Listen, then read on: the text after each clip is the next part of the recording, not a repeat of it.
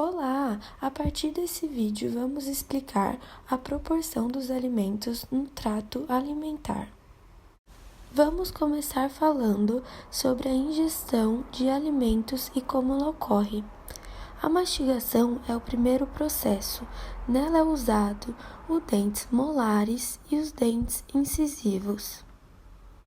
O reflexo da mastigação é a partir do bolo alimentar na boca que desencadeia a inibição reflexa dos músculos da mastigação, causando abaixamento da mandíbula inferior, iniciando o reflexo do estiramento dos músculos mandibulares e uma contração reflexa, que eleva a mandíbula, cerrando os dentes e comprimindo o bolo contra as paredes da cavidade bucal, e assim o processo se repete desde o início. Sua inervação é a partir do ramo motor do quinto nervo craniano. Seu controle é a partir dos núcleos do tronco encefálico, que causam uma estimulação de áreas reticulares nos centros do paladar do tronco encefálico.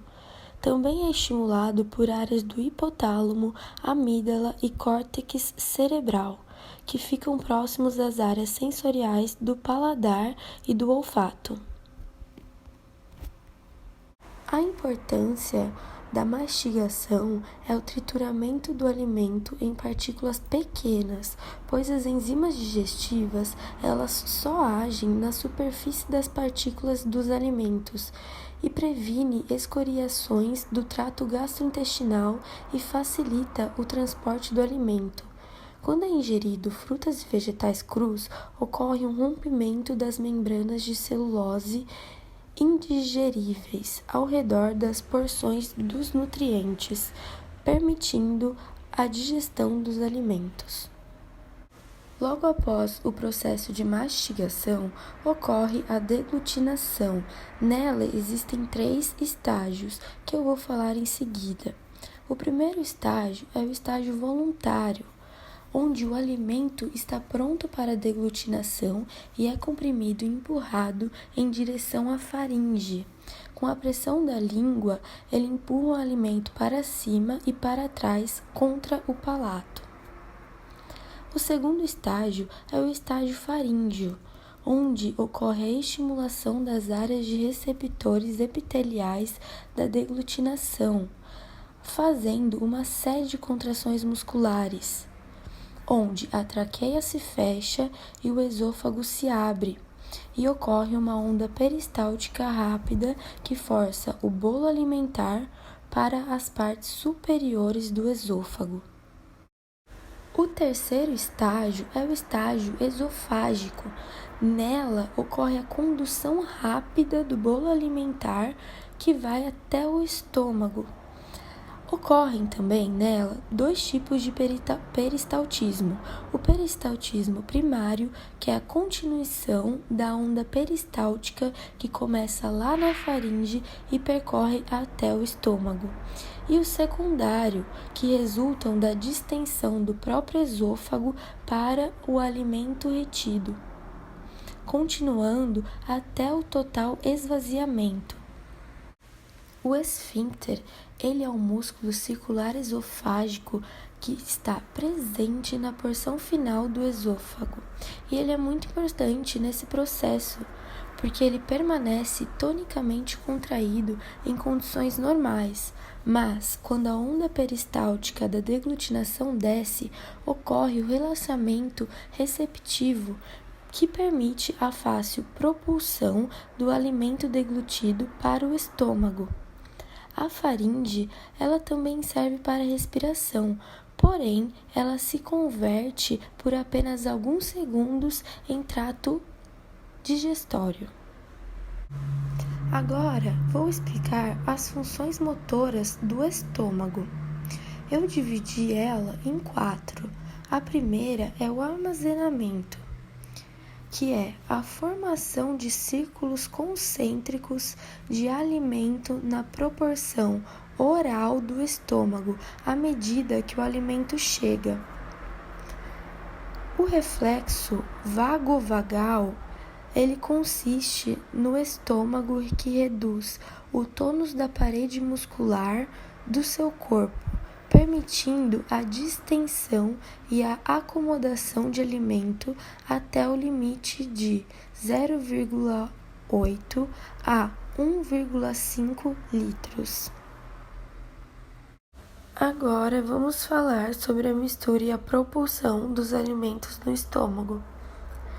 É utilizado sucos gástricos, que são sucos secretados pelas glândulas gástricas que entram em contato com a porção do alimento nas proximidades da mucosa estomacal. Ondas de mistura, que são ondas constritivas peristálticas fracas desencadeadas pelo ritmo elétrico básico, que são iniciadas na porção média a superior da parede gástrica e se deslocam até o antro.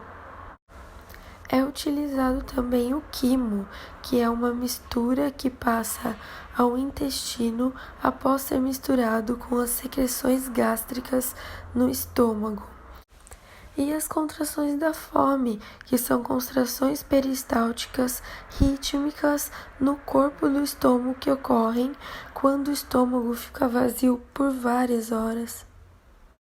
Após o armazenamento e a mistura ser feita, ocorre um processo chamado esvaziamento, que é promovido por intensas contrações peristálticas no antro gástrico e, ao mesmo tempo, reduzido por graus variados de resistência à passagem do quimo pelo piloro.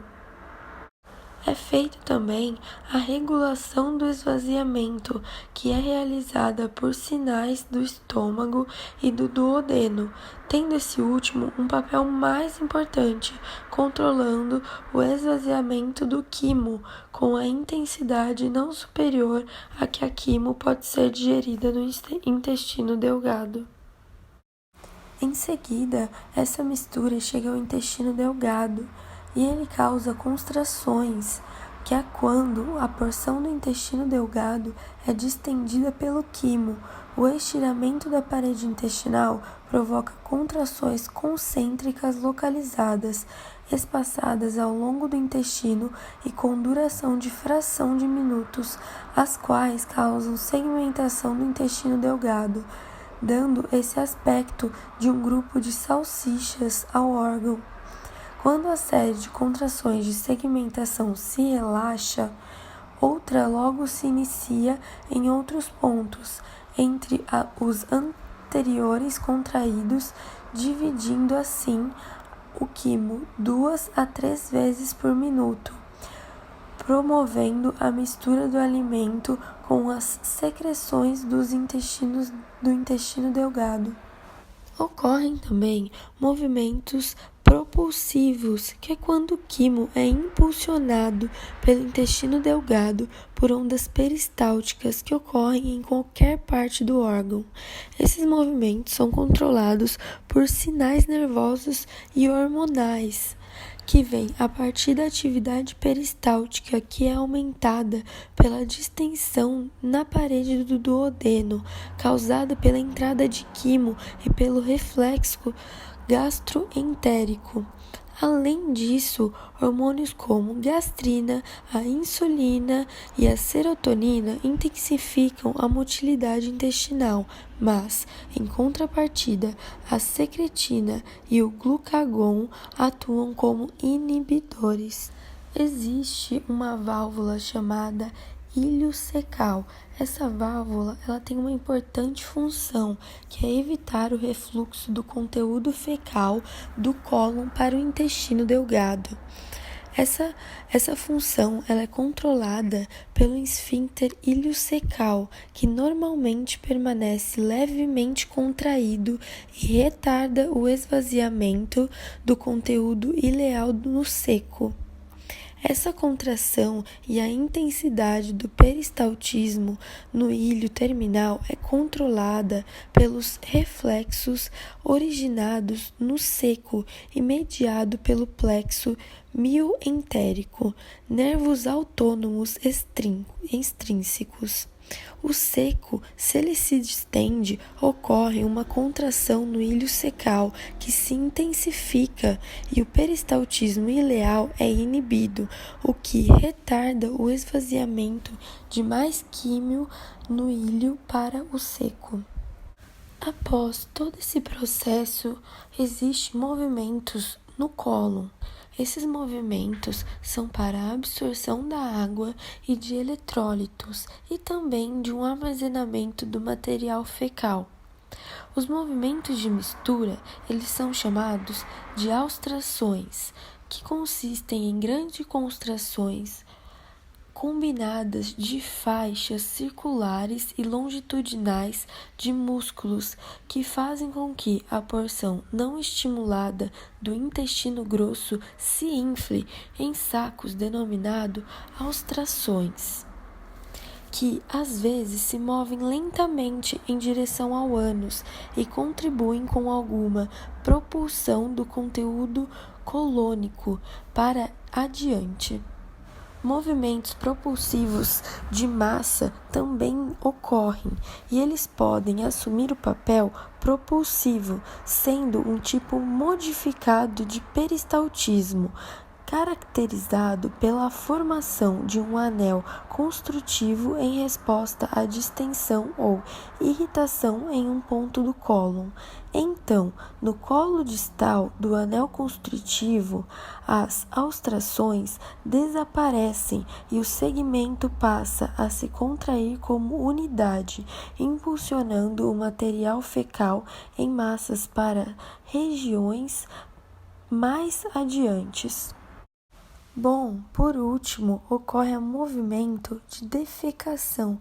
Esse movimento consiste em massas levando a fezes para o reto, causando assim contração reflexa do reto e relaxamento dos esfíncteres anais, causando a vontade de defecar. Porém, essa passagem ela pode ser evitada através do esfíncter anal interno, que consiste no músculo liso, e também do esfíncter anal externo, que é o músculo estriado voluntário, que é controlado por fibras nervosas do nervo pudendo.